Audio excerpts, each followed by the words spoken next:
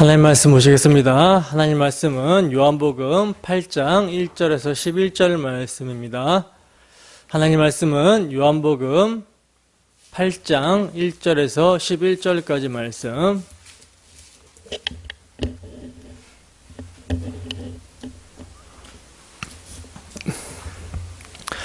다 찾으셨으면 우리 함께 한 목소리로 합독합니다. 시작. 예수는 감난산으로 가시니라. 아침에 다시 성전으로 들어오시니 백성이 다 나오는지라 앉으사 그들을 가르치시더니 서기관들과 바리새인들이 음행 중에 잡힌 여자를 끌고 와서 가운데 세우고 예수께 말하되 선생이여 이 여자가 간음하다가 현장에서 잡혔나이다. 모세는 율법에 이러한 여자를 돌로 치라 명하였거니와 선생은 어떻게 말하겠나이까? 그들이 이렇게 말함은 고발할 조건을 얻고자 하여 예수를 시험함이로라. 예수께서 몸을 굽히사 손가락으로 땅에 쓰시니 그들이 묻기를 마지 아니하는지라. 이에 일어나 이르시되 너희 중에 죄 없는 자가 먼저 돌로 치라 하시고 다시 몸을 굽혀 손가락으로 땅에 쓰시니 그들이 이 말씀을 듣고 양심의 가책을 느껴 어른으로 시작하여 젊은이까지 하나씩 나가고 오직 예수와 그 가운데 섰는 여자만 남았더라. 예수께서 일어나 여자 외에 아무도 없는 것을 보시고 이르시되 여자여 너를 고발하던 그들이 어디 있느냐? 너를 정죄한 자가 없느냐? 대답하되 주여 없나이다. 예수께서 이르시되 나도 너를 정죄하지 아니하노니 가서 다시는 죄를 범하지 말라 하시니라. 아멘. 잠깐 함께 기도하겠습니다. 하나님 아버지, 이 시간은 주의 말씀을 듣는 시간입니다. 우리가 주의 말씀을 듣고자 하오니 우리의 귀를, 우리의 마음의 눈을 열어주셔서 주의 영광을 볼 수 있도록 인도하여 주시옵소서. 이를 위하여 부족한 사람이 강단에 섰습니다. 저의 자치는 십자가 뒤로 감춰주시고 오직 예수 그리스도의 공로 그 피 흘리심을 뒤집어쓰고 강단에 섰사오니 저희 입술과 마음의 생각을 주관하여 주셔서 오직 우리 주 예수 그리스도의 긍휼의 복음을 선포하게 하시고 이 긍휼의 복음이 선포될 때 전하는 자나 듣는 자나 한 성령 안에서 위로와 죄사함의 기쁨을 받고 감사와 감격 가운데 주 예수의 사랑을 증거하는데 부족함이 없는 자로 살아갈 수 있도록 함께하여 주시옵소서. 주 성령께서 이 시간 회중 가운데 충만하게 함께해 주실 걸 믿사오며 거룩하신 예수님 이름으로 기도드립니다. 아멘. 다시는 죄를 범하지 말라. 다시는 죄를 범하지 말라라는 제목으로 하나님 말씀 증거하도록 하겠습니다. 여러분, 우리는 지난 시간에 성경을 알고 율법을 안다고 하는 자들이 예수님에 대해서 전혀 모르고 있었다는 사실을 살펴봤었어요. 자기들이 알고 있는 성경 지식으로 예수님을 신명기에서 모세가 말하고 있는 그 선지자다, 예수는 그리스도다 라고 말했던 자들이 예수님을 제대로 알고 있는 자들이 아니었었고, 또 반대로 자기들이 알고 있는 성경 지식을 가지고 그리스도는 다윗의 자손으로, 다윗의 씨로 베들레헴에서 태어나야 되는데 예수는 나사렛 출신 아니냐, 그러니 예수는 그리스도가 아니다 라고 하는 자들도 예수를 제대로 아는 자들이 아니었었죠. 더 나아가 율법을 잘 안다라고 하면서 율법의 선생이라고 자부했던 자들도 예수님에 대해서 전혀 모르더라는 거예요. 여러분, 구약 성경을 잘 안다고 하는 자들이 심지어 그리스도가 어디서 태어날지도 잘 알며 율법의 의식을 열심히 지키면서 그리스도를 기다렸던 자들이 정작 그리스도가 오시니까 그 그리스도를요 자기들의 성경 지식으로 아니라고 배척합니다. 예수를 성경에서 말하는 그리스도로, 모세가 말한 그 선지자로 받아들이고 말하는 자들도요, 예수님이 정말 누구신지를 제대로 알고 그렇게 말한 것이 아니라 예수님의 행하신 표적을 보고 놀라운 표적을 보이신 예수님의 그 능력으로 로마를 몰아내고 다윗의 찬란한 영광을 회복시켜 주시기를 기대하는 마음에서 예수를 그리스도다, 예수를 그 선지자다라고 말을 하고 있었던 거예요. 그러니까 예수를 선지자로 그리스도로 인정하는 자들과 예수는 그리스도가 아니다라고 하는 자들이 모두가 성경을 근거로 예수는 그리스도다, 아니야, 예수는 그리스도가 아니야, 이렇게 말을 하고 있는데 두 쪽 다 뭡니까? 성경에서 말씀하고 있는 그리스도가 누구시며 왜 오셨는지를 모르고 있더라는 거죠. 여러분, 이들이 왜 모르고 있는 것입니까? 왜 모르고 있는 것이죠? 성경 지식을 그렇게 많이 알고 있는 자들이 예수가 누구시며 그가 왜 오셨는지를 왜 모르고 있는 것이죠? 모든 성경이 증거하고 있고 율법이 가리키고 있는 그리스도가 어떠한 목적으로 오시는 분이신지를 모르는 이유는 그들에게 성령이 임하지 않았기 때문이라는 거예요. 이건요, 다른 말로 하면 그들은 성경을 안다고 하고 율법의 의식을 열심히 지키고 있었지만 그들이 정말 성경을 제대로 알고 율법을 제대로 알았다면 무엇을 봐야 됩니까? 자신의 죄의 비참함을 발견하고 자신이 율법의 저주를 피할 수 없는 죄인이라는 사실을 알아야 되는 것이죠. 자신이 죄인이라는 사실을 알아야 되는데 성령의 조명하심이 없으니까, 성령이 임하지 않으니까 성경을 통해서 자신의 죄를 보지 못하고 있는 거예요. 그러므로 이들은요, 자신들의 죄의 문제를 해결해 주실 구세주의 필요성을 느껴요, 못 느껴요? 느끼지 못하고 있고 알지 못하고 있고, 누구든지 목마르거든 내게로 와서 마시라 라는 예수님의 초청을 배척한 것입니다. 여러분, 성경을 많이 알고 또 많이 외우고 있다라고 해서요, 그리스도를 아는 것이 아니에요. 그리스도를 경외하는 것이 아닙니다. 율법의 의식을 열심히 지키고 있다고 해서 율법을 지킨 것이 아니라는 거예요. 율법을 아는 것이 아니라는 것입니다. 참으로 성경을 알고 율법을 아는 것은요, 하나님을 떠난 죄인들의 비참함, 생수의 근원이신 하나님을 버리고 헛된 목마름으로 스스로 물을 저장하지 못할 웅덩이를 파고 있는 죄인들의 모습을 성경을 통해서 아는 것이 참으로 아는 거예요. 그 비참함이 나의 모습임을 성경을 통해서 아는 것이 참으로 아는 것입니다. 바로 율법을 통해서 이 모습이 하나님의 진노를 받아 마땅한 모습임을 아는 거예요. 그리고 더 나아가서 성경과 율법이 증거하는 그리스도, 이러한 헛된 목마름을 추구하는 죄인들에게 참된 해결을 주시기 위해서 우리의 배에서 생수의 강이 흘러 넘치게 하시고자 치심을 당한 그리스도, 율법의 정죄와 저주에서 우리를 속량하시고자 나무에 달린 자는 저주를 받은 자라 하신 그 나무에 달려서 우리를 대신해서 저주를 받으신 그리스도를 아는 것, 이를 통해 율법의 마침과 완성이 되신 예수를 아는 것, 이것이 바로 참으로 성경을 알고 율법을 아는 것입니다. 성령이 임하게 되면 여러분, 이를 알게 되는 거예요. 바로 우리의 죄가 되어 십자가에 달리신 예수가 하나님의 아들 그리스도이심을 알고 믿게 된다라는 거죠. 그리하여 그 이름을 힘입어서 생명을 누리게 되는 것입니다.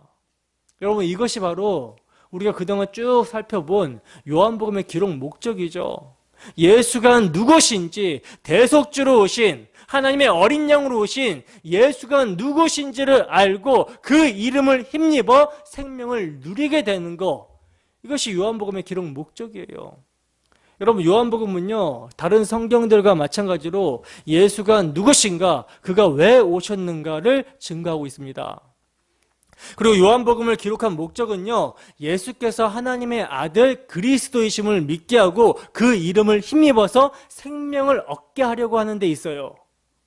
그러므로 우리가 그동안 요한복음을 기록 목적에 맞게 상고하여 왔다면, 예수님은 하나님의 아들이시며 그분은 자기 백성들의 죄 문제를 해결하시고자 대속제물로 오셨다는 사실을 믿고 그 이름을 힘입어서 죄의 권세, 죄와 사망의 권세에서 자유함과 생명을 누려야 되는 것이겠죠.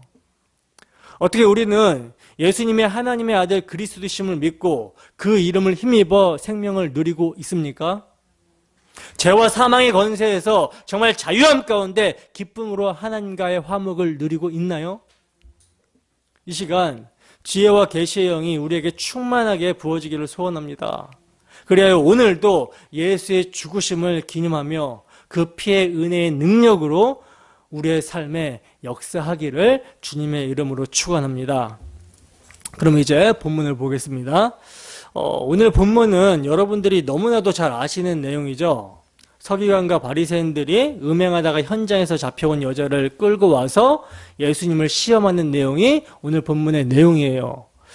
제 개인적으로는요, 요한복음에서 가장 하나님의 은혜가 넘치는 부분이 어디냐 이렇게 물어본다면 오늘 본문의 내용이라고 할 정도로 말할 수 있을 정도로 죄인 중에 개수에게 부어지는 넘치는 은혜가 선명하게 드러나는 내용이 오늘 본문의 내용입니다. 그래서 설교 준비를 하면서 제가 이제 공부를 하면서도 은혜가 되고 그 은혜를 누리는 시간이었어요. 그래서 제가 받은 은혜를 함께 나누기를 원합니다.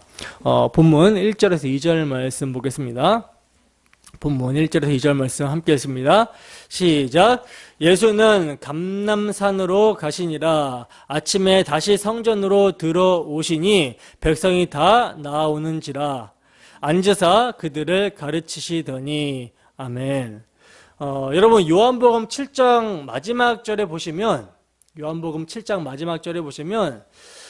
초막절 그러니까 명절 끝날에 누구든지 목마르거든 내게로 와서 마시라는 예수님의 초청의 말씀을 듣는 사람들이 서로 예수님이 그리스도다, 아니다, 예수님은 그리스도가 아니다 이렇게 막 쟁론하다가 어떻게 됩니까? 다 각각 집으로 돌아갔다라고 기록을 하고 있거든요. 주님은 스캔 후 그들의 장막이 되기 위해서, 그들과 함께 하시기 위해서 초막절을 성취하러 오셨는데 그들은 예수님의 이러한 초청을 거부하고 다 각각 자신의 집으로 돌아갔다라고 하면서 7장은 마치고 있었어요. 그렇게 이제 그들은 다 각각 자신들의 집으로 돌아가고 오늘 본문 1절에서는 예수님은 감람산으로 가셨다라고 말씀하고 있는 거예요. 이 말씀은 뭡니까? 여우도 굴이 있고 공중의 새도 집이 있는데 우리 주님은 머리 둘 곳이 없으셨음을 여실히 드러내는 대조인 것이죠. 그리고 이제 그렇게 감람산으로 가셨던 그 주님이요, 아침에 다시 성전으로 들어오시자 백성이 다 나왔다라고 말씀하고 있는데 여기서 여러분 백성이 다 나왔다라는 말은요, 성전에 있는, 그러니까 그 당시 이제 성전에 있는 모든 사람을 말하는 거거든요. 다시 말해서 모든 종류와 모든 신분의 사람들, 다양한 연령 및 다양한 사회적 지위를 가진 사람들, 다양한 지파 출신들을 말하는 거예요. 주님은 성전에 앉으사 그들을 가르치셨다라고 말씀합니다. 여러분 지난 시간에 우리는 초막절 마지막 날에 성전에서 내가 물이 있다라고 외치신 주님의 모습을 상고해 봤잖아요. 그죠? 너희들이 초막절에 물을 붓는 의식을 하면서 기다리는 성전의 영광, 초막절이 가리키고 있는 그 성전의 영광, 그 성전의 완성은 나로 말미암아 성취가 되는 것이다 라는 것이 주님께서 성전에서 서서 외쳐 이르신 말씀의 의미였어요. 그런데 그 성전에 주님께서 다시 들어가셔서 백성을 가르치셨다라는 것은 뭡니까? 당신 자신이 성취하실 참된 성전의 의미를 가르치셨다라고 볼 수 있는 것이죠. 그래서 이제 이 성전을 배경으로 주님이 어떻게 애성전이 상징하는 율법의 의를 부정하시고 참 성전의 모습을 드러내시는지가 이제 오늘 본문에서 잘 설명이 되고 있는 거예요. 본문 3절에서 5절입니다. 함께 읽습니다. 시작. 서기관들과 바리새인들이 음행 중에 잡힌 여자를 끌고 와서 가운데 세우고 예수께 말하되, 선생이여, 이 여자가 간음하다가 현장에서 잡혔나이다. 모세는 율법에 이러한 여자를 돌로 치라 명하였거니와 선생은 어떻게 말하겠나이까. 아멘. 자, 보시면 그렇게 이제 주님께서 성전에서 사람을 가르치시고 계실 때에 누가 찾아옵니까? 바리새인들과 서기관들이 음행 중에 잡힌 여자를 끌고 와서는 가운데로 세웁니다. 그리고 예수님께 하는 말이 선생이요, 이 여자가 간음하던 현장에 잡혔습니다. 모세는 율법에 이러한 여자를 돌로 치라고 명령했는데 선생은 어떻게 말하겠습니까? 라고 이렇게 하는 거예요. 여러분, 이들이, 그러니까 바리새인들과 서기관들이 지금 말한 모세 율법은요, 레위기 20장 10절과 신명기 22장 22절의 말씀이거든요. 함께 읽어보겠습니다. 레위기 20장 10절 말씀 시작. 누구든지 남의 아내와 간음하는 자, 곧 그의 이웃의 아내와 간음하는 자는 그 간부와 음부를 반드시 죽일지라. 아멘. 신명기 22장 22절입니다. 함께 했습니다. 시작.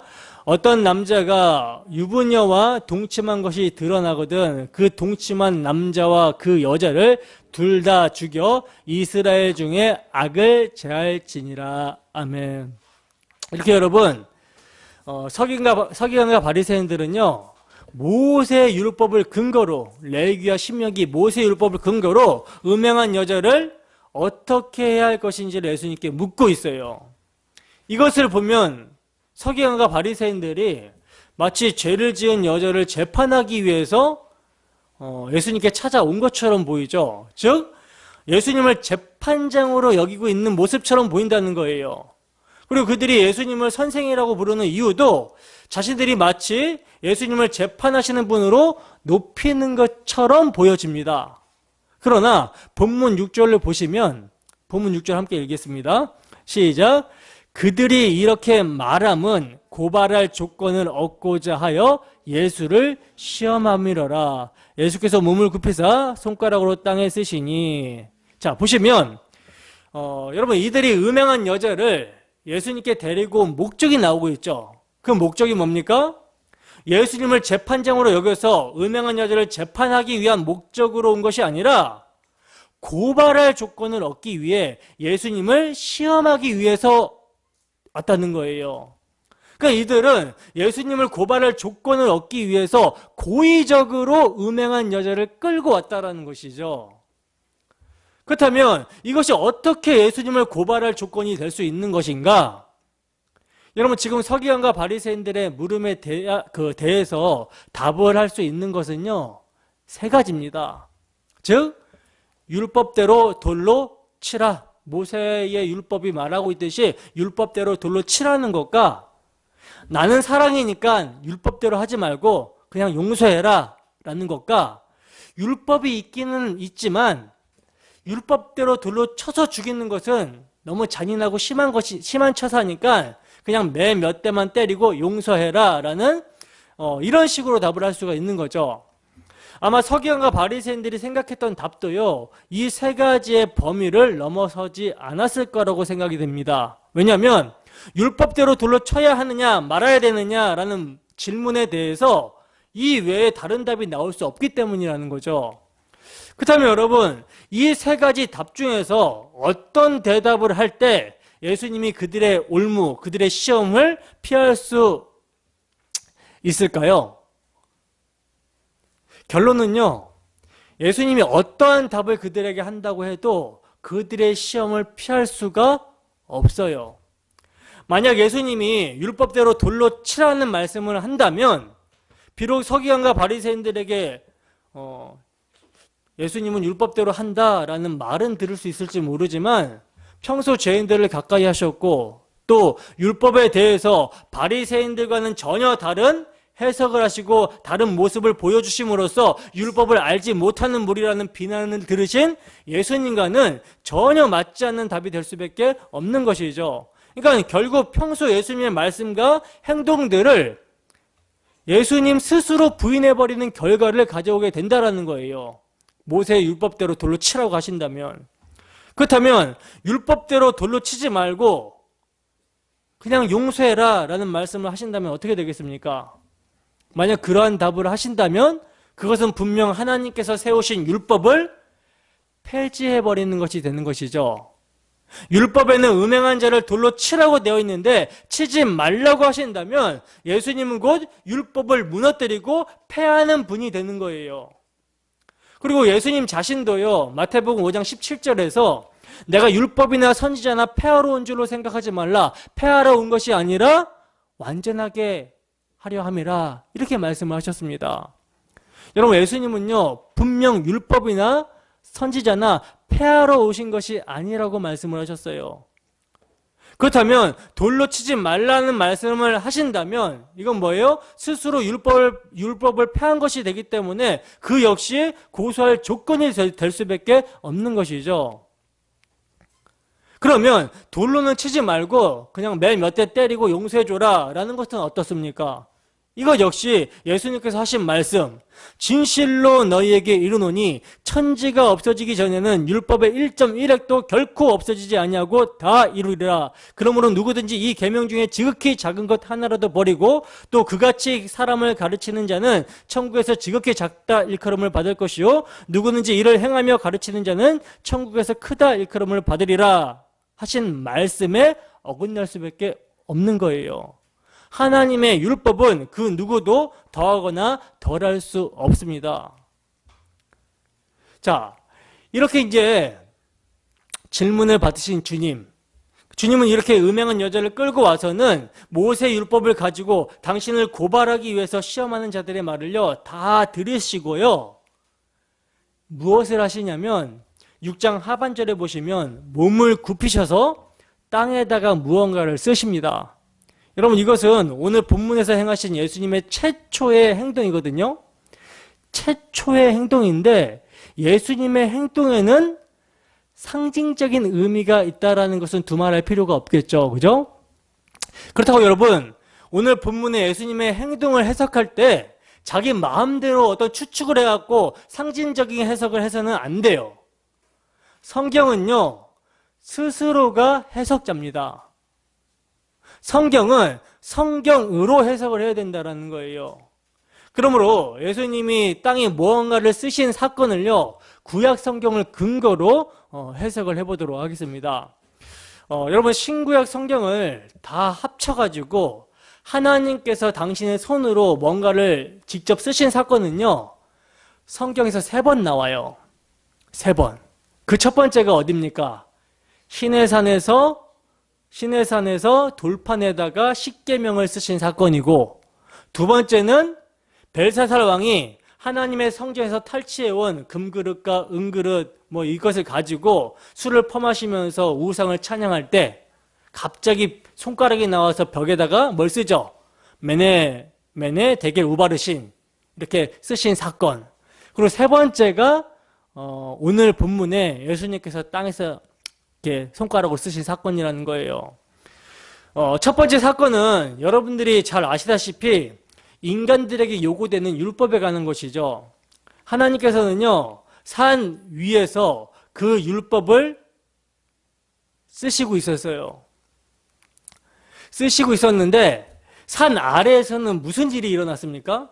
하나님께서 산 위에서 율법을 쓰실 때 산 아래에서는 무슨 일이 일어났죠? 이스라엘 백성들이 애굽에서 보았던 풍요의 신인 아피스의 암소와 하들의 황소 숭배를 기억하고요, 자기를 위하여 금송아지를 만들고 있었어요. 그리고 그 금송아지를 가리켜서 뭐라고 하냐면 이 금송아지가 우리를 애굽에서 인도하여 낸 여호와다라고 하면서 하나님의 이름을 모독했습니다. 여러분, 그 거룩한 하나님의 율법이 우상 숭배를 하는 현장에 내려왔을 때 어떻게 됩니까? 하나님의 율법은 죄와 공존할 수가 없죠. 그래서 율법의 첫 돌파는 그 죄 앞에서 깨진 거예요. 이것은 뭘 상징합니까? 율법에 의한 죄의 심판을 상징하는 거죠. 때문에 상징적으로 볼 때 우상 숭배하는 이스라엘 백성들은요 거기서 다 죽은 거예요. 그리고 두 번째, 벨사살 왕의 잔치에 나타난 하나님의 손은 무엇이죠? 다니엘서 5장을 보시면 하나님께서 하나님의 성전에서 탈취하여 온 금그릇, 은그릇으로 술을 퍼마시고 금, 은, 구리, 새, 나무, 돌로 된 신들을 찬양한 벨사살을요 심판하셨어요. 그래서 그날 밤 다리오로 하여금 그를 죽이게 하십니다. 그때 나타난 손가락으로 쓰여진 메네 데겔 우바르신이라는 글자의 해석을 다니엘이 해주는데 뭐라고 해주냐면, 메네는 하나님이 이미 임금의 나라를 계산하셔서 그것이 끝나게 하셨다라는 것이고, 대겔은 임금님이 저울에 달리셨는데 무게가 부족함이 드러났다라는 것이고, 바르시는 임금님의 왕국이 둘로 나뉘어서 메대와 페르시아 사람에게 넘어갈 것입니다 라는 뜻으로 해석을 해주었어요. 그러니까 우상 숭배에 대한 심판입니다. 이 역시 하나님의 율법에 근거한 심판이죠. 이렇게 여러분, 하나님께서 무엇인가를 쓰셨다라는 것은요, 율법에 근거한 심판을 의미한다라는 거예요. 에레미야서로 가서 확인을 해보겠습니다. 에레미야서 17장 12절에서 13절 말씀입니다. 함께 읽습니다. 시작. 영화로우신 보좌여, 시작부터 높이 계시며 우리의 성소이시며 이스라엘의 소망이신 여호와여, 무릇 주를 버리는 자는 다 수치를 당할 것이라. 무릇 여호와를 떠나는 자는 흙에 기록이 되오리니 이는 생수의 근원이신 여호와를 버림이니이다. 아멘. 보시다시피 여러분, 주의 손으로 쓰여진 새 사건은요, 바로 이 예레미야의 말씀을 알기 쉬운 그림으로 그려내고 있는 거예요. 그래서 오늘 본문을 보시면요, 땅, 즉 흙이 나오고 있고요, 내가 물이라고 하신 예수님, 즉 생수이신 하나님이 나오고 있고, 그리고 여호와를 떠나간 자들, 죄인들이 그대로 나오고 있는 거예요. 그러니까 오늘 본문은 하나님의 율법의 저울에 달아서 부족한 죄인들, 다른 말로 흙에 기록이 되어 죽어야 될 자들이 어떻게 해서 살아나게 되는가에 대한 복된 소식을 지금 말씀해 주고 있는 것입니다. 여러분, 죄인들은요, 하나님의 율법의 저울에 달아서 만족함이 있을 죄인이 없어요. 다 부족합니다. 합격할 수 있는 사람이 단 한 사람도 없어요. 의인은 없나니 하나도 없습니다. 그래서 오늘 본문에서도요, 주님은 땅에다 무엇인가를 쓰신 후에 이렇게 말씀하시고 있는 거예요. 본문 7절 읽겠습니다. 함께 읽습니다. 시작. 그들이 묻기를 마지 아니하는지라. 이에 일어나 이르시되 너희 중에 죄 없는 자가 먼저 돌로 치라 하시고. 아멘. 보시면 음행한 여자를 끌고 와서 모세 율법으로 예수님을 시험하려고 하는 자들에게 주님은요, 너희 중에 죄 없는 자가 먼저 돌로 치라고 말씀하십니다. 주님께서는 하나님이 주신 율법대로 돌로 치라고 말씀하셨어요. 하나님의 율법을 어기지 않으셨습니다. 하나님의 율법을 폐하지 않으셨습니다. 하나님의 율법대로 시행하라, 율법대로 돌로 치라고 하셨어요. 이것이 하나님의 공이죠. 그런데 돌로 치기는 치는데 조건이 있죠. 뭡니까? 죄 없는 자만 돌로 치라고 말씀하십니다. 본문 8절에서 9절 말씀입니다. 함께 읽습니다. 시작. 다시 몸을 굽혀 손가락으로 땅에 쓰시니 그들이 이 말씀을 듣고 양심의 가책을 느껴 어른으로 시작하여 젊은이까지 하나씩 하나씩 나가고 오직 예수와 그 가운데 섰는 여자만 남았더라. 아멘. 보시면 죄 없는 자만 돌로 치라고 하신 예수님은요, 다시 몸을 숙이시고 흙에다가 무언가를 쓰셨어요. 그랬더니 어른으로 시작하여 젊은이까지 양심의 가책을 느껴 하나씩 하나씩 나가고 오직 예수와 여자만 남았다라고 말씀합니다. 여러분, 우리가 오늘 본문을 해석하는 데 있어서 아주 중요한 키가 되는 단어가요, 예수님께서 다시 몸을 굽혀서 손가락으로 땅에 쓰셨다 할 때 다시라는 단어거든요. 다시.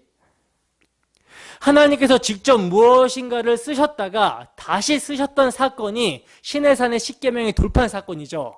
그죠? 여러분, 출애굽의 십계명 돌판 이야기를 머릿속에 한번 떠올려 보세요. 하나님께서 직접 쓰신 돌판이 인간의 죄를 직면하게 되자 심판이 일어났습니다. 그래서 3,000명이 죽었어요. 근데 그런 후에 하나님께서는요, 모세에게 처음 돌판과 같은 돌판을 만들어서 가지고 올라오라고 하시고 처음 주셨던 말씀을 그 판에다 쓰시겠다라고 하셨어요. 다시 쓰시겠다라고 하셨습니다. 출애굽기 34장 1절입니다. 출애굽기 34장 1절 함께 읽습니다. 시작. 여호와께서 모세에게 이르시되 너는 돌판 둘을 처음 것과 같이 다듬어 만들라. 내가 깨트린 처음 판에 있던 말을 내가 그 판에 쓰리니. 아멘. 보시면 첫 돌판에 쓰셨던 말씀을 다시 두 번째 돌판에다 써주시겠다라고 지금 하나님께서 말씀하고 계시죠. 그렇다면 이처럼 하나님이 직접 쓰신 첫 번째 돌판과 두 번째 돌판 사이에 뭐가 있는 것입니까? 하나님이 직접 쓰신 첫 번째 돌판과 두 번째 돌판 사이에 있는 것은 뭐예요? 우상을 섬김으로써 율법에 대해 실패한 이스라엘이 그 가운데 있는 것이죠. 그렇다면 왜 하나님은 또 다시 율법을 주신 것입니까? 이미 우상을 섬김으로써 율법에 실패한 이스라엘인데 다시 율법을 주신들 지키지 못할 것은 뻔하잖아요. 그죠? 그건 이스라엘의 역사가 증명하고 있지 않습니까? 근데 왜 주신 것이죠? 여러분, 두 번째 돌판을 주신 하나님의 의도를요, 출애굽기 33장 19절의 말씀으로 우리가 이해해 볼 수 있는데, 출애굽기 33장 19절 말씀 함께 읽어보겠습니다. 시작. 여호와께서 이르시되 내가 내 모든 선한 것을 내 앞으로 지나가게 하고 여호와의 이름을 내 앞에 선포하리라. 나는 은혜 베풀 자에게 은혜를 베풀고 긍휼히 여길 자에게 긍휼을 베푸느니라. 아멘. 여러분, 이 말씀은 하나님이 이스라엘을 구원하시는 방식이 은혜와 긍휼이지 율법이 아님을 증거하고 있는 말씀이거든요. 이처럼 여러분, 하나님께서 두 번째 돌판을 주시기 전에 이 말씀을 하신 것은요, 두 번째 돌판은 구원의 조건으로 주신 것이 아님을 보여주시는 거예요.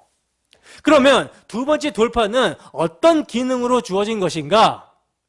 그것은요, 은혜와 긍휼을 바라보도록 하는 기능으로 주어진 것입니다.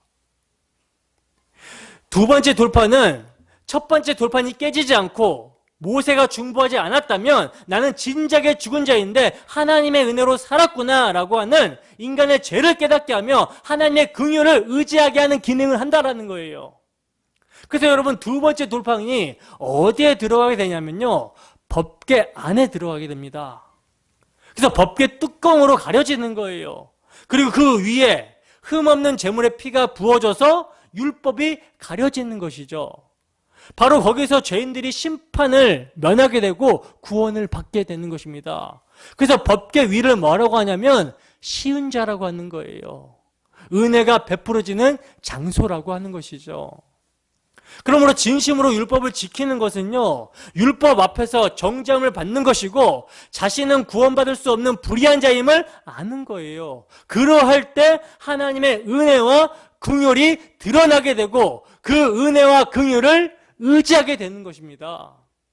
여러분, 이렇게 돌판에 쓰신 하나님의 율법은요, 죄를 심히 죄로 드러나게 하기 위해서 주어진 거예요. 그러므로 이렇게 구약을 근거로 해서 볼 때 하나님의 말씀으로 오신 예수님, 율법 자체로 오신 예수님이 글을 두 번 쓰시고 그 사이에 죄 없는 자가 먼저 돌로 치라는 말씀이 있는 것을 보면 예수님께서 쓰신 글은요, 음행한 여자를 데리고 와서 예수님을 시험하려고 하는 바리새인들과 서기관들로부터 그 가운데 있는 모든 사람의 죄인됨을 드러내는 말씀이었다라는 사실을 우리가 유추해 볼 수 있는 것이죠. 그리고 이제 이 말씀을 듣고 양심의 가책을 느껴 어른으로부터 시작하여 젊은이까지 그 현장을 빠져나갔다라고 성경은 증거하고 있습니다. 여러분, 여기서 어른은 단지 나이가 많은 사람이 아니라 유대 사회에서 선생으로 존경받는, 어른으로 존경받는 서기관과 바리새인들을 지칭하는 거예요.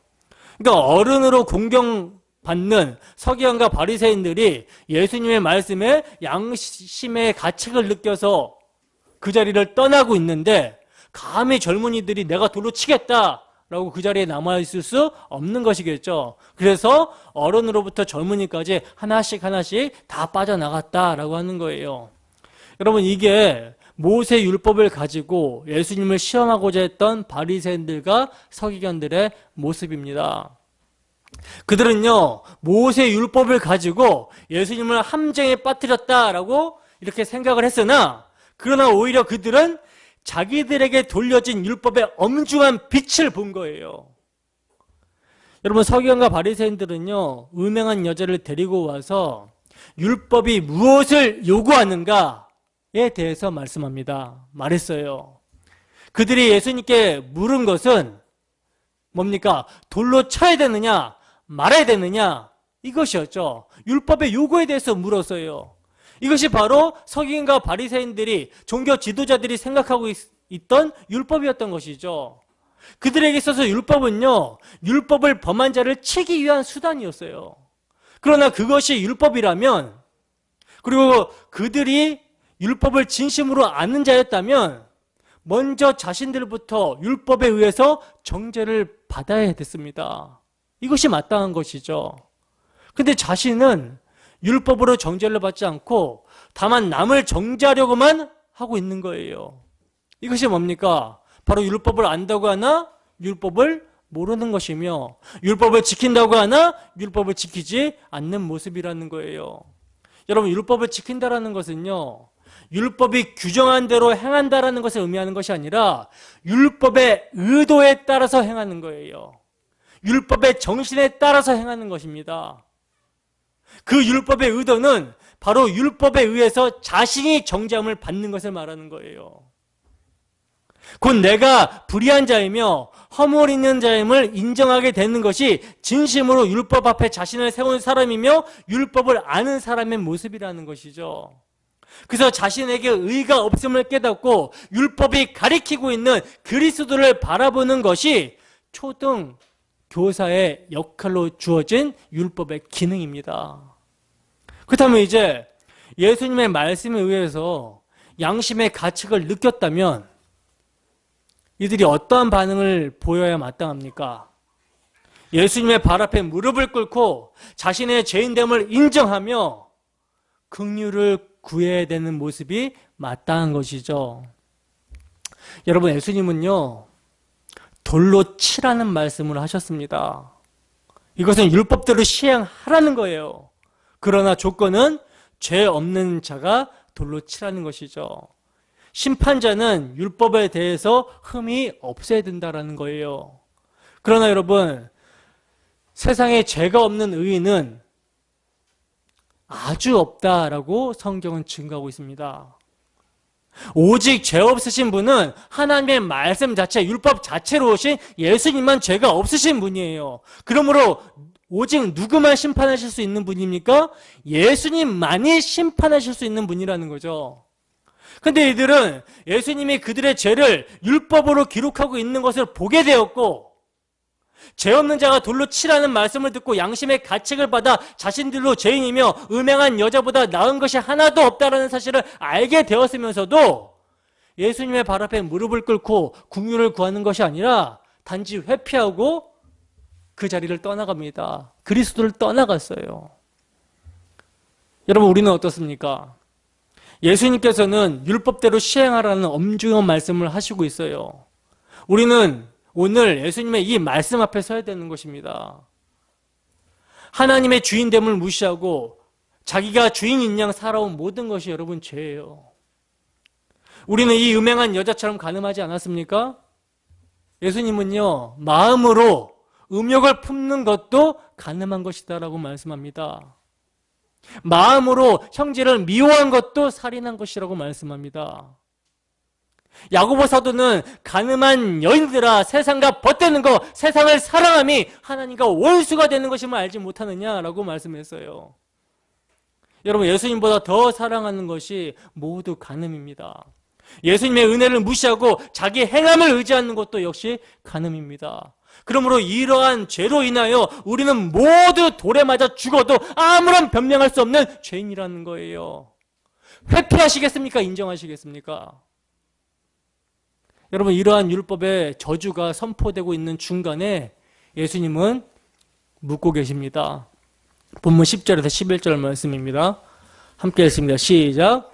예수께서 일어나사 여자 외에 아무도 없는 것을 보시고 이르시되 여자여 너를 고발하던 그들이 어디 있느냐 너를 정죄한 자가 없느냐 대답하되 주여 없나이다. 예수께서 이르시되 나도 너를 정죄하지 아니하노니 가서 다시는 죄를 범하지 말라 하시니라. 아멘. 보시면 예수님께서 일어나서 여자 외에 아무도 없는 것을 보시고 여자에게 말씀하십니다. 너를 고발하던 그들이 어디 있느냐 너를 정죄한 자가 없느냐? 여자가 대답합니다. 주여 없나이다. 그러자 예수님이 뭐라고 말씀하십니까? 놀라운 말씀하시죠. 나도 너를 정죄하지 않느니 라고 말씀하시죠. 여러분, 예수님의 이 말씀은요 실로 엄청난 말씀이거든요. 예수님의 이 말씀은 당신의 말씀으로 말미암아 양심의 가책을 받아 성전에서 떠나버린 죄인들과 당신 자신을 같은 죄인으로 선언하고 있는 말씀이라는 거예요. 바꿔 말하면 나도 죄인이지만 너를 정죄하지 않는다라는 말씀입니다. 그러나 여러분, 우리가 다 아시다시피 주님은 죄와 전혀 무관하신 분이시죠. 히브리서 4장 15절입니다. 함께 읽습니다. 시작. 우리에게 있는 대제사장은 우리의 연약함을 동정하지 못하실 리가 아니요 모든 일에 우리와 똑같이 시험을 받으신 이로되 죄는 없으시니라. 아멘. 이렇게 여러분, 예수님은요 죄가 없으신 분입니다. 죄가 없으신 분이에요. 죄를 알지도 못하신 분입니다. 근데 왜 스스로를 가리켜서 죄 있다 하시는 것입니까? 나도 죄인이지만 너를 정죄하지 않는다라는 말씀을 하고 계시는 것입니까? 왜? 고린도 후서 5장 21절 말씀입니다. 함께 읽습니다. 시작. 하나님이 죄를 알지도 못하신 이를 우리를 대신하여 죄로 삼으신 것은 우리로 하여금 그 안에서 하나님의 의가 되게 하려 하심이라. 아멘. 여러분, 예수님이 죄인이 되신 것은요 바로 우리를 구원하시기 위해서 죄인이 되신 거라는 거예요. 그 음행한 여자의 죄를 주님께서 뒤집어 쓰시고 십자가에 저주받아 죽으심으로 그 여자가 죄 없는 자가 된 것입니다. 정죄함이 없게 된 거라는 거예요. 여러분, 음행한 자는 돌로 치라라는 율법은요 시행되어야 됩니다. 그것이 하나님의 공의예요. 그런데 그 율법의 요구를 우리를 대신해서 누가? 예수님이 이루신 것입니다. 우리가 돌에 맞아 죽어야 되는 그 자리에서 예수님이 대신 맞아 죽으신 거예요. 이것이 바로 공의와 사랑이 모두 만족해 되는 예수님의 십자가 사건인 것이죠. 율법의 요구가 모두 충족되는 사건, 십자가 사건입니다. 그러므로 여러분, 오늘 본문의 이야기는요 바로 우리 자신들의 이야기예요. 음행한 여자도, 음행한 여자를 고소한 서기관과 바리새인들도 바로 우리 자신의 이야기입니다. 여러분, 우리가 즐겨하는 것 중 하나가 뭡니까? 남을 고소하는 것이죠. 타인의 실수와 허물에 대해서 고소하고 비판하기를 즐겨합니다. 그것도 하나님의 말씀을 들이대면서 그렇게 하고 있죠. 그러나 그러한 모습이 어떤 모습입니까? 바로 예수님의 은혜와 용서하심을 망각한 모습임을 우리는 오늘 본문을 통해서 깨달아야 되는 거예요. 내 자신이 어떠한 용서와 사랑을 받았는지를 망각해 버리니까 타인의 허물에 대해서 가려주고 용서할 마음의 자세가 없는 것입니다. 여러분, 예수님은요 우리를 정죄하지 않는다라고 말씀하십니다. 우리의 행동에 대해서 정죄하지 않으신다는 거예요. 우리의 행위에 대해서 정죄하지 않으시겠다라고 말씀하십니다. 그렇다면 우리는 이제 마음대로 살아도 된다라는 것인가? 마음대로 살아도 됩니까? 네. 마음대로 살아도 돼요. 마음대로 사세요. 진리를 알지니 진리가 너희를 자유케 하리라 이렇게 말씀하셨잖아요. 여러분들은 진리 안에서 자유함을 얻은 자들이잖아요. 자유하세요. 그러나 분명한 것이 있습니다. 그것은요 옛사람인 내 본성대로 마음대로 살아가라는 것이 아니라 예수의 은혜로 새 생명을 얻은 새로운 피조물의 마음대로 살아가라는 거예요. 예수님은 우리에게 이 자유를 주셨습니다. 죄에서의 자유를 주셨다는 거예요. 그러므로 이러한 자유함을 얻은 신자가 마음대로 사는 것이 어떻게 사는 것이겠습니까? 그 마음의 소원이 하나님이 기뻐하시는 것이 된 신자가 옛사람의 본성대로 이웃에게 해가 되고 자기 유익을 위해 이웃을 해치는 행동을 하겠습니까? 예수님의 은혜를 입은 자가 남의 실수와 허물을 고수하고 정죄하려고 하겠습니까? 그것은 옛사람 된 본성에서 맺어지는 열매인 것이죠. 여러분, 진리 안에서 우리가 자유롭게 산다라는 것은요, 자유하다라는 것은요, 마음대로 산다라는 것은요, 율법의 정신을 존중하고 지키는 삶을 사는 것을 말하는 거예요. 하나님의 통치를 받는 것을 기뻐하는 삶을 말하는 것입니다. 이것이 어떻게 가능해지는가? 율법의 요구를 이루신 그리스도의 사랑 안에서 성령으로 가능해지는 것입니다. 성령께서는 거듭난 신자의 본성에 그리스도의 십자가에 나타난 하나님의 사랑을 부음받게 하셔서 십자가의 삶의 원리를 즐거워하도록, 하나님의 통치를 즐거워하도록 하신다는 거예요. 그래서 우리가 사랑으로 역사하는 믿음으로 삶을 살아가게 되는 것입니다. 여러분, 예수님은요, 음행한 여자에게 본문 11절에 보시면, 말씀에 보시면 나도 너를 정죄하지 않는다라고 말씀하시면서 뭐라고 말씀하십니까? 다시는 죄를 범하지 말라고 하십니다. 이것은요, 가서 다시는 음행하지 말라는 말이 아니라, 간음하지 말라는 말이 아니라 너의 죄가 무엇으로 용서를 받았는가를 잊지 말고 살아가라는 말씀이에요. 여러분, 음행이라는 행동은요, 예수님의 은혜를 잊지 않고 살아간다면 자연히 하지 않게 되는 것입니다. 다시 말해서 이런 뜻인 거죠. 죄라고 하는 것은요, 간음, 살인, 도둑질과 같은 행동을 두고 하는 말이 아니에요. 물론 그것은 죄 맞습니다. 그러나 그것은 표면적인 죄이고, 진짜 죄는요, 우리의 죄를 정죄하지 아니하시고 용서하신 예수님의 은혜를 잊고 살아가는 거, 이걸 죄라 그래요. 은혜를 잊고 있고 마음에 두고 있지 않기 때문에 간음이 나오게 되고 살인, 도둑질 같은 이웃을 해치는 행동이 나오게 되는 것입니다. 그리고 행동 이전에 마음에서 그러한 미움과 시기와 질투와 음행이 나오는 것이죠. 따라서 여러분, 우리는요, 내가 간음하지 말아야지, 내가 남을 비판하지 말아야지라는 그 의지를 스스로 발동하기 이전에 예수님의 은혜가 어떤 것이고 내가 예수님 앞에서 어떠한 죄인지를 기억하면서 성령의 도우심을 구해야 되는 거예요. 그렇게 살게 되면 그 마음에서는요, 간음이라는 거, 남을 비판하는 것 등의 모습이 보여지지 않는다라는 것입니다. 은혜가, 예수 그리스도의 은혜가 그러한 죄의 욕구를 이긴다는 거예요. 여러분, 죄에서 자유를 얻게 하는 것은요, 보혈의 능력입니다. 주의 보혈의 능력이 있습니다. 예수의 피가 우리의 양심을 새롭게 하고 죽은 행실에서 우리를 깨끗게 한다는 거예요. 이것이 여러분, 다시는 죄를 범치 말라는 말씀의 의미예요. 예수님의 은혜를 생각하는 마음에서 시기나 비판이 있겠습니까? 율법은 남을 정죄하기 이전에 먼저 우리 자신을 정죄합니다. 예수님의 은혜를 아는 자는요, 바로 정죄받은 이 경험이 있는 자예요. 그렇기 때문에 다른 사람의 허물에 대해서 비판할 자기 의가 없는 거죠. 이것이 은혜를 생각하며 사는 것이고 이것이 죄를 범치 않는 것입니다. 예수님으로부터 정죄함을 받지 않고 용서를 받았음을 잊지 않고 사는 거, 예수를 믿고 사는 거, 이것이 바로 그리스도 안에서 결코 정죄함이 없다라는, 죄를 짓지 않는 삶이라는 거예요. 그러므로 여러분, 오늘도 말씀의 책망을 받고 누구에게로 피해야 되겠습니까? 예수께로 피해야 되는 것입니다. 여러분, 무엇이 복된 인생입니까? 음행의 현장에서 잡히지 않은 거? 오늘 본문 보시면은 여자만 잡혀왔죠. 근데 율법에 보면 남자나 여자 둘 다 돌로 쳐 죽이라고 나와 있어요. 근데 여자만 잡혀왔어요. 그러면 그 간음의 현장에서 잡히지 않은 거, 이게 복입니까?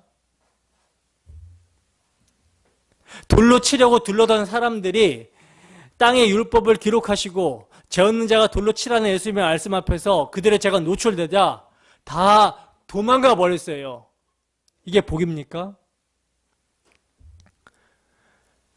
여러분, 도망가지 못한 여자, 정잠을 받고 끌려온 여자, 그 여자는요, 나도 너를 정죄하지 않겠다라는 예수님의 용서, 죄사함을 받았습니다. 이게 여러분 복이에요.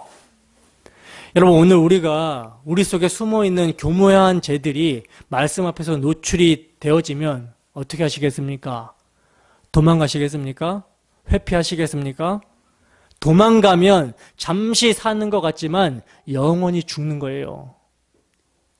그렇기 때문에 날마다 말씀의 책망을 받고 주님께로 피하여 들어가야 됩니다. 나도 너를 정죄하지 않겠다라는 그 말씀을 이루시기 위하여 친히 저주를 받아서 십자가를 진 그 주님을 더욱 사랑하고 더 많이 알아가야 된다는 거죠. 그래야 그 사랑으로 역사하는 믿음에 의해서 누구든지 그리스도 안에 있으면 결코 정죄함이 없으리라 하신 죄 짓지 않는 삶을 살 수 있는 거라는 거예요. 그러므로 한 주간도 주 성령의 인도하심 가운데 복음이 주는 죄에서의 자유함으로 우리 주 예수 그리스도를 더욱더 사랑하고 용서와 사랑의 복음을 증거하는 죄 짓지 않는 삶을 살아가는 우리 모두가 되기를 주님의 이름으로 축원합니다. 함께 찬양하고 기도하겠습니다.